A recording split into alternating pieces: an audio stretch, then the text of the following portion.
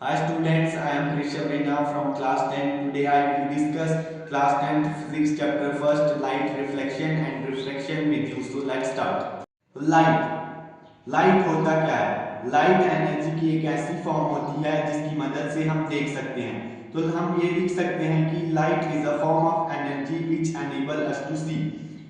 तो अब लाइट के जो है कुछ कैरेक्टरिस्टिक्स होते हैं जो कि मैं आपके साथ डिस्कस करना चाहूंगा। फर्स्ट, लाइट इलेक्ट्रोमैग्नेटिक वेव्स होती हैं जिनको कि ट्रैवल करने के लिए किसी भी मीडियम की जरूरत नहीं पड़ती।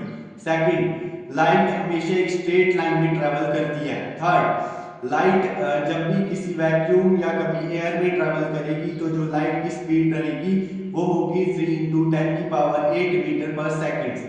फोर्थ, जो लाइट की जो है ड्यूअल नेचर्स होती हैं, पार्टिकल नेचर और वेव नेचर। लाइट इन दोनों नेचर्स में प्रेजेंट होती है। फिफ्थ, लाइट जब किसी भी ऑब्जेक्ट के ऊपर पड़ेगी तो उसके ऑपोजिट एक शैडो फॉर्म करेगी। सिक्स्थ, लाइट जब किसी भी सब्सटेंस के ऊपर पड़ेगी तो हमें दो फिनोमिना देखने को मिलेंगे, रिफ्लेक्शन और रिफ्रैक्शन। हम इन दोनों के एक के बाद एक डिस्कस करेंगे। सबसे पहले रिफ्लेक्शन। रिफ्लेक्शन होता क्या है? रिफ्लेक्शन जब लाइट रे किसी भी स्मूथ सरफेस के ऊपर पड़ती हैं और उसी से मीडियम में रिफ्लेक्ट होकर वापस जाती है तो उसको हम रिफ्लेक्शन कहते हैं।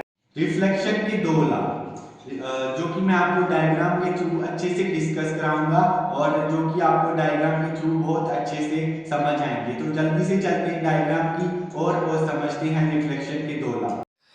तो ये है डायग्राम। ये एक मिरर है और इस मिरर पे जो लाइन देखने को मिल रही है आपको AO, ये इंसिडेंट रे है, और जो लाइन है BO, ये रिफ्लेक्टेड रे है।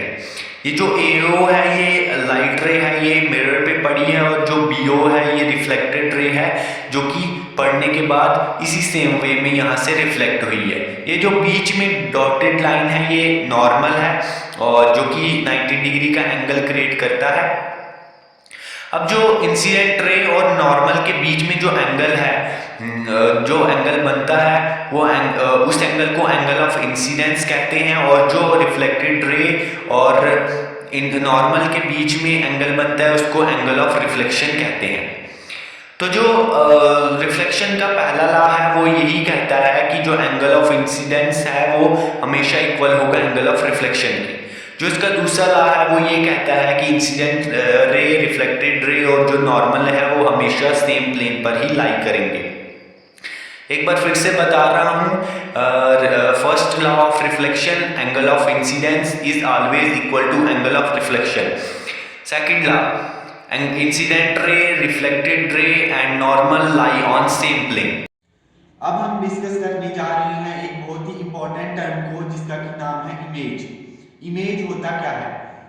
जब किसी पॉइंट पर दो लाइट रे एक्चुअल में मीट कर रही हो या हमें मीट कर रही दिख रही हो तो उसी को हम इमेज कहते हैं। इमेज बेसिकली दो टाइप की होती हैं, रियल इमेज और वर्चुअल इमेज। सबसे पहले हम ये जानते हैं कि रियल इमेज क्या होता है।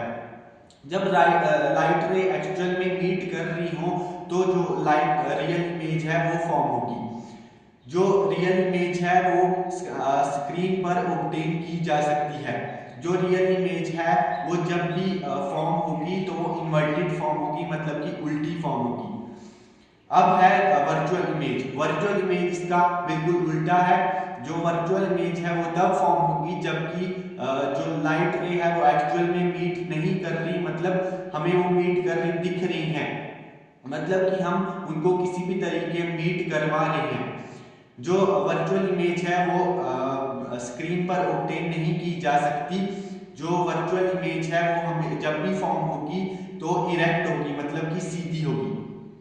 अब थोड़ा सा आगे बढ़ते हैं और एक और इम्पोर्टेंट टर्म को डिस्कस करते हैं जिसका कि नाम है लेटरल इन्वर्जन। लेटरल इन्वर्जन होता क्या है? लेटरल इन्वर्जन एक ऐसा फिनोमिना है जिसकी वजह से जो हमारी ऑब्जेक्ट की लेफ्ट साइड है वो राइट में दिखती है और जो राइट साइड है वो लेफ्ट में दिखती है। फॉर एग्जाम्पल, आप अगर मिरर के सामने खड़े हो तो अगर आप अपना लेफ्ट हैंड जो है खड़ा करते हो तो आपको वो राइट में दिखता है, और राइट वाला अगर खड़ा करते हो तो वो लेफ्ट में दिखता है। दूसरी एग्जांपल है एम्बुलेंस। आप सबने एम्बुलेंस तो देखी होगी, जिसपे एम्बुलेंस पे जो एम्बुलेंस की स्पेलिंग है वो हमेशा उल्टी लिखी होती है। अगर आप उसको मिरर में देखोगे तो वो सीधी दिखेगी। तो यही लेटर वर्जन। अब है मिरर। मिरर एक पॉलिश सरफेस है जो कि ऑलमोस्ट सभी इंसिडेंट रे जो उस पे लाइट रे पड़ती हैं उनको रिफ्लेक्ट करता है। मिरर दो टाइप का होता है, प्लेन मिरर और स्फेरिकल मिरर। सबसे पहले प्लेन मिरर। प्लेन मिरर वो मिरर हो गया जिसकी की रिफ्लेक्टिंग साइड बिल्कुल फ्लैट होती है, मतलब कि प्लेन होती है। Spherical mirror. स्फेरिकल मिरर एक हॉलो स्फीयर का पार्ट है जिसकी की रिफ्लेक्टिंग साइड इनवर्ड या आउटवर्ड की तरफ कर्व्ड होती है। जो स्फेरिकल मिरर है वो बेसिकली दो टाइप के होते हैं, कनकेव मिरर और कन्वेक्स मिरर। इन दोनों मिरर्स को हम डायग्राम के थ्रू अच्छे से समझेंगे। मुझे उम्मीद है कि आपको डायग्राम के थ्रू इन दोनों मिरर्स की अच्छे से समझ आएगी। तो चलते हैं और समझते हैं। तो ये जो डायग्राम है ये डायग्राम है कनकेव मिरर की, और जो ये डायग्राम है ये डायग्राम है कन्वेक्स मिरर की। सबसे पहले आपको ये पहचानना आना चाहिए कि कौन सी डायग्राम कनकेव मिरर की है और कौन सी डायग्राम कन्वेक्स मिरर की है। सबसे पहले कनकेव मिरर। तो जो कनकेव मिरर होगा उसकी जो रिफ्लेक्टिंग साइड होगी वो इनवर्ड की तरफ जो है कर्व्ड होगी। और जो कनकेव मिरर है इसको कन्वर्जिंग मिरर भी कहा जाता है, क्योंकि जो जब इस पे लाइट रे पड़ती हैं तो जब यहाँ से रिफ्लेक्ट होके ये लाइट रे जाती हैं तो ये एक जगह पे कन्वर्ज होती हैं, तो इसलिए इसको कन्वर्जिंग मिरर भी कहा जाता है। Convex mirror. जो कन्वेक्स मिरर है इसकी जो रिफ्लेक्टिंग साइड होगी वो आउटवर्ड की तरफ कर्व्ड होगी, और इसको डाइवर्जिंग मिरर भी कहा जाता है, क्योंकि जब इस पर लाइट रे पड़ेगी तो यहाँ से रिफ्लेक्ट होने के बाद ये डाइवर्ज होगी, तो इसलिए इसको डाइवर्जिंग मिरर भी कहा जाता है। तो आज की इस वीडियो में इतना ही। जल्दी मिलते हैं नेक्स्ट वीडियो में। तब तक मुझे उम्मीद है कि आज की वीडियो में हमने जितना पढ़ा आपको अच्छे से समझ आ गया होगा। अगली वीडियो में यहाँ से आगे बढ़ेंगे, तब तक के लिए गुड बाय।